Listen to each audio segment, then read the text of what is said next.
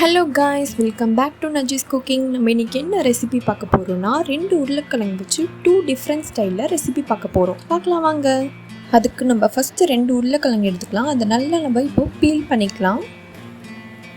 நான் இப்போ 2 உருளைக்கிழங்கையும் தோல் சீவிட்டு எடுத்து வச்சுக்கிறேன். நம்ம இப்போ அதை கட் பண்ண ஸ்டார்ட் பண்ணிட்டோம். ஃபஸ்ட்டு ஸ்லைஸாக கட் பண்ணிக்கலாம். அதுக்கப்புறம் குட்டி குட்டியாக நீட்டாக கட் பண்ணிக்கோங்க. நம்ம 2 உருளைக்கிழங்குமே இப்படி தான் நீட்டாக கட் பண்ண போகிறோம்.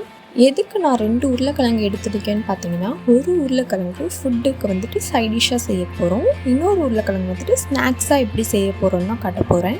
ஒரு உருளைக்கிழங்கு நல்லா மெலிஸாக கட் பண்ணிக்கோங்க. நல்லா குட்டி குட்டி ஸ்ட்ரைப்ஸாக கட் பண்ணிக்கலாம். இன்னொரு உருளைக்கிழங்கு கொஞ்சம் மீடியமாக கட் பண்ணிக்கலாம். அந்த மீடியமாக கட் பண்ணுற உருளைக்கிழங்கு தான் ஃபுட்டுக்கு சைடிஷாக செய்ய போகிறோம். கொஞ்சம் ஸ்ட்ரைப்ஸாக இருக்கிறது நம்ம ஸ்நாக்ஸுக்கு செய்ய போகிறோம். நான் தனித்தனி பவுலில் எடுத்து வச்சுக்கிறேன். இப்போ நம்ம பார்க்க போகிறது ஃபுட்டுக்கு சைடிஷாக எப்படி செய்யணும்னா பார்க்க போகிறோம். இப்போ 1 டேபிள் ஸ்பூன் சால்ட் ஆட் பண்ணிக்கிறேன். நான் கொஞ்சம் நல்லாவே ஸ்பைஸியாக சாப்பிடுவேன், அதனால நான் 2 tablespoon chilli powder add பண்ணிக்கிறேன். நீங்கள் 1 டேபிள் ஸ்பூன் வேணுனாலும் ஆட் பண்ணிக்கோங்க. நெக்ஸ்ட்டு நான் இப்போ என்ன ஆட் பண்ணுறேன்னு பார்த்தீங்கன்னா, சிக்கன் ஃப்ரை மசாலா ஒரு 1 டேபிள் ஸ்பூன் ஆட் பண்ணிக்கிறேன். இப்போது நான் அரைச்சி வச்சுருந்த இஞ்சி பூண்டு பேஸ்ட்டு 1 டேபிள் ஸ்பூன் ஆட் பண்ணிக்கிறேன். இப்போது 2 to 3 டேபிள் ஸ்பூன் கார்ன்ஃப்ளவர் மாவு ஆட் பண்ணிக்கிறேன்.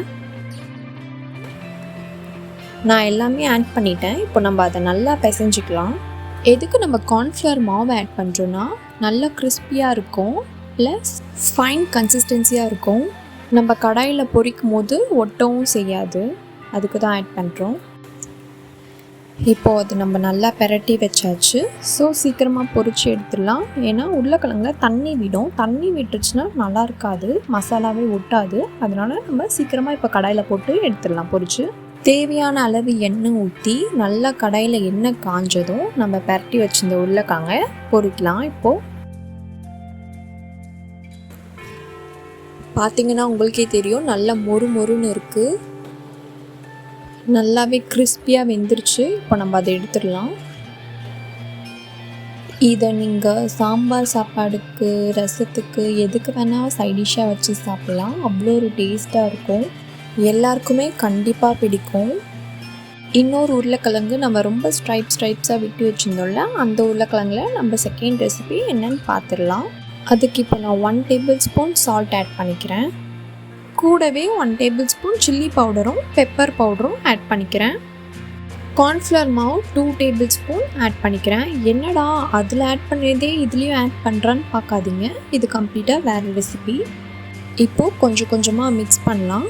நான் ஏன் ஸ்பூனில் மிக்ஸ் பண்ணுறேன்னா, ரொம்ப தண்ணி விட்டுறக்கூடாது, கொஞ்சம் கெட்டியாக இருக்கணும் உருளைக்கிழங்கு, அதுக்காக தான். இந்த ரெசிபி குயிக்காக முடிஞ்சிடும். ஈவினிங்கில் போர் அடிக்கும் போது செஞ்சு சாப்பிடுங்க, ரொம்ப சூப்பராக இருக்கும். கொஞ்சம் கெட்டியாகிறதுக்கு மைதா மாவு ஆட் பண்ணிக்கோங்க. நான் ஆட் பண்ணிக்கிட்டேன். இப்போ நம்ம கொஞ்சமாக எடுத்து உருண்டை பிடிச்சி வச்சுக்கலாம். உங்களுக்கு என்ன சைஸில் வேணுமோ அந்த சைஸில் பிடிச்சிக்கோங்க. நான் மீடியமாக தான் எடுக்கிறேன். இப்போ அதே எண்ணெயில் காய வச்சு நல்லா ஹீட் ஆனதும் நம்ம ஒன்றா போட்டு எடுத்துக்கலாம். நல்லா வெந்ததும் மொறுன்னு வந்ததும் திருப்பி போடுங்க. குட்டீஸ்க்கெலாம் இந்த மாதிரி ரெசிபி செஞ்சு கொடுங்க, கண்டிப்பாக விரும்பி சாப்பிடுவாங்க. டீ கூட இந்த ரெசிபியை செஞ்சு சாப்பிட்டு பாருங்கள். ஈவினிங் டைமில் உங்களுக்கு சாப்பிடணும்னு தோணிகிட்டே இருக்கும். நல்லா மொறுன்னு வெந்துருச்சு. இப்போ நம்ம பிளேட்டில் மாற்றிக்கலாம். நம்ம பிளேட்டில் வச்சதும் லாஸ்ட்டாக பெப்பர் தூள் கொஞ்சம் ஆட் பண்ணிக்கலாம், நல்லாயிருக்கும். ப்ளஸ் நான் டொமேட்டோ சாஸும் க்ரீன் சில்லி சாஸும் எடுத்திருக்கேன், பிகாஸ் அதை தொட்டு சாப்பிட்டா வேறு லெவலில் இருக்கும்.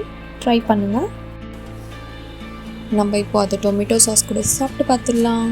சீரியஸாக செம்மையாக இருந்துச்சு. ஈவினிங் டைமில் நீங்களும் இந்த மாதிரி கண்டிப்பாக ட்ரை பண்ணுங்கள். நம்ம ஃபுட்டுக்கு சைடிஷ்ஷாக செஞ்சு வச்சுருந்த உருளைக்கிழங்கு அதையும் டொமேட்டோ சாஸ் கூட சாப்பிட்லாம்.